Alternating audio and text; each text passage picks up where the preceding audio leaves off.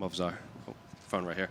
Obviously, we were supposed to see you back in October before Aljamain, pulled out, and they pushed this to December. So I guess during that time, has it just been frustrating to kind of pause and then having to restart and peak again, or just how's fight camp been since it's been so long? So he's pulled out like 2 weeks before the fight, and I didn't cut my weight. I just keep doing what I was doing. So I just make my camp a little bit longer. So nothing changed. Was there any frustration on your end that he pulled out so close to the fight? Какое-то раздражение было от того, что он так близко к бою решил сняться? Yeah, because I already been in Utah, with my team, and very first day I knew that he's pull out. That made me a little bit nervous. But it's MMA, and someone can pull out or someone get the injury or something happen. Even when you cut your weight, you already go through weight in, and then something happened. Like in China when my opponent pull out after weight in. And you have to be ready for this, and that thing cannot make you как сломать. Can break you, right? On your Instagram, you seem to have fun, kind of talking trash with him. You use the hashtag stay healthy Aljo. You did the video with the birthday cake. Because he sent me a message directly on Russian. I know one of his friend help him translate some word, and he tell me don't push the brake if you translate in English. But we know who pushed the brake before, so I said, just stay healthy, bro. This is most important thing for me. So is this personal for you, considering you two have been kind of trading barbs online, and he accused you of doing steroids, and then he got hurt? And is this personal for you? I don't know what this guy looking for. How you can say that someone using steroids if you don't know? He said, I don't see, but I know. How you know who you are? I have USADA or doping control, and just tell them if you know something. And he seems annoyed that he was on the prelims. You tweeted that you didn't really care when you fought. The earlier you kind of like it. I think we're in prelims because of him. But I don't care. Same money, nobody care. So maybe even better to stay in prelim for this card, because more people will watch our fight. So как сказать, лишний раз больше людей узнают, кто следующий претендент за пояс. So another time people will be able to find out who is the next contender for the belt. Yeah. One more on the prelims. So you think the UFC put Aljamain on the prelims because he might be boring or a bad relationship? I don't know. I don't think that this fight is gonna be boring, because his style and my style is when two wrestlers fight each other, it's always good fight. And you said that this fight could determine the next contender, but a lot of people are saying Ilya is rematching Volkanovski. Ilya wants to go to lightweight. Do you think people are forgetting about? I don't think that's a good idea to fight with Volkanovski again. Volkanovski is a legend, but he's done. And Max Holloway also. They are being good fighters for a long time, but time is gone, and fresh blood is here. So let me prove that I'm champion. When Magomed Ankalaev fought in Abu Dhabi, Dana said that he needed an exciting fight to get the next title shot. Do you feel like you need to put on an exciting fight as well to get the next title shot against Ilya? Yeah, everybody talking about finish. Okay, if you need finish, try to finish me.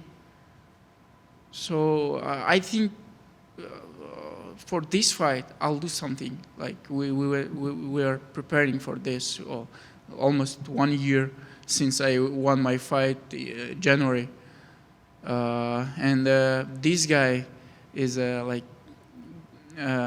good point to do what I'm trying to do. So And then just last one for me. Can I just get your thoughts on the co-main event between Ian Gary and Shavkat? Of course, I think Shavkat will beat him, but Ian Gary is not easy guy. So he's good, to stealing the fight. He always I don't say that he's bad. He's trying to get victory and he's undefeated. But with Shavkat is a little bit different, and this is 5 rounds, I guess, and he will find a moment to finish this guy. So Shavkat. You mentioned already a little bit about your thoughts on the prelims, but was it nice to see how many fans were sticking up for you guys and wanting that fight to be higher up on the card? People confused about this because we're not in main card. And I can understand them, but I'm not really care. This is same 3 rounds, 5 minutes, same money, same guy. And when I step in the cage, I see nothing, outside. So I'm focused on my opponent. For me, it doesn't matter. Do you think the fans pay too much attention to the bout order? Do you think, like you're saying, it doesn't matter, so should the fans not worry? Фанатам тоже не стоит думать так сильно о том, в какой порядке бои стоят на карде. For my people, it's not like big difference. They will, как сказать, болеть за меня. They will root for me anyway. Yeah. So even if I fight on the street. Thank you. Movsar right here. We've only seen Aljo fight once at featherweight, but I guess what did you make of it? Did he look like forget that he's fighting you, but did he look like a true featherweight contender to you, or did he look like a bantamweight fighting at featherweight? He showed good fight with a cutter, but cutter after big rehabilitation after his injury, and he's good guy to fight when you moved up because he's a striker and it's easier for wrestlers, and he just take him down and hold him there for 3 rounds. I don't think that anyone can do it against me, so it's gonna be not easy for him to see that power in featherweight after bantamweight. Thanks. Movsar, when Aljo pulled out in October, you had tweeted at Diego Lopez, hey, you got 2.5 weeks to step up and be ready. Yeah. How serious were you about potentially having that rematch? When first time he fought with me, he have nothing and nothing to lose. And of course, it's good point to sign with UFC, even if you know that you will lose. But this kid showed good fight against me, and I also was in a short notice. But now, after his couple victories, when I called him, he has something to lose, and he knows if he lose again against me, and people will know that he never will be champion. So that's why. And I saw him a couple days ago when I came to Vegas, and I asked him, bro, when is your fight? He said, I don't know. I said, let's fight. He said, okay, March. But sometimes you're ready to fight for 4 hours short notice, for 5 days or something like that. But with me, it's a little bit different. Movsar, One final one. Okay. You've obviously still been winning. He is still winning. Do you feel like eventually you two will find each other again? Yeah, like I said, I was waiting for this fight almost a year. So if they don't let me fight for the title, please give me someone in 2 months after this fight, because I have to my time is, I'm already 30 years old, so I need to fight often, because last couple of years I fight really Not often. Yeah, not often. So I need more fights, because more fights, and your time will gone, and so it's good for my career. Him, Volkanovski, Holloway, doesn't matter. Anyone before they let me fight for the title. Thank you. Movsar, you're one of 3 former M1 Global champions on this card. Shavkat Rakhmonov and Nate Landwehr also were former champs. How strong is M1 Global, and how big of a role did it play in your development? Yeah, from M1 Global, we have a lot of good fighters in UFC. I think it's more. Let me think. Good fighters is everywhere, right? And being champion in like some division is like champion mindset, you know. And this has helped you anywhere where you're fighting.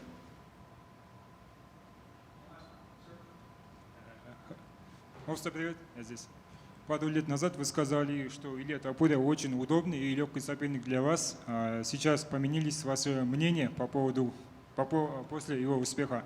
Сейчас, конечно, он стал менее удобным, но, в принципе, я до сих пор считаю, что это соперник, которого я могу выиграть. И он никогда не дрался с такими, как я. Никогда не дрался с бойцами, кто может оказать настолько большое давление. И просто мне нужно войти в октагон с ним, чтобы доказать это. Я уже устал об этом говорить. A few years ago, you said that Ilia Topuria is a very comfortable, very, very good opponent for yourself. Now, after his success, after his rise, do you think he's still just as comfortable of an opponent? And the answer is now, not as comfortable, of course, because of his success, but I still feel like he's never fought somebody with my pressure, with my type of fight, with my pace. So I think that all we need to do is just come out to the octagon together, and then we'll see who's best. Last question. Топоря живет в Испании и поддерживает близкие отношения в Европе и Грузии.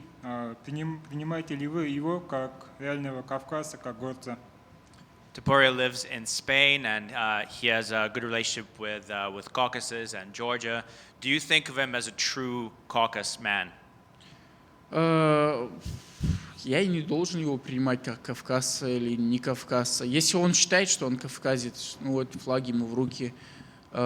Пусть люди, которые, как тебе сказать, из его стороны, пусть они решают, как он поступает, хорошо или плохо. Я не хочу никого судить.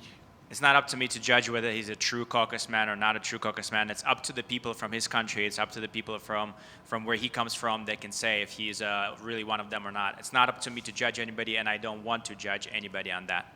And if his people love him like a fighter, if they proud of him, so he deserves it. И если его люди его любят и принимают его как бойца из своей страны, значит, он этого заслуживает. Good.